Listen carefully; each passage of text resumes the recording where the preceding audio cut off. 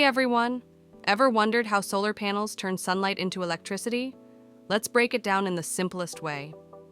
Step 1. Sunlight hits the panels. Solar panels are made of small cells called photovoltaic cells. When sunlight hits them, it excites electrons and creates direct current DC electricity. Step 2. The inverter converts power. Since your home uses alternating current, AC, the inverter converts DC into AC electricity, so your lights, fans, and appliances can use it. Step 3. Battery storage. If you have a battery, some of the electricity is stored for later, perfect for using power at night or during power cuts. If you don't have a battery, the extra power usually goes back to the grid. Step 4. Powering your home.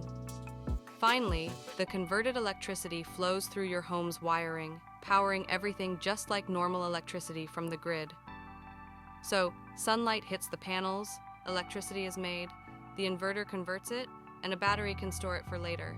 That's how solar keeps your home running on clean green power. If this made solar energy simple, like and subscribe for more quick tech explainers.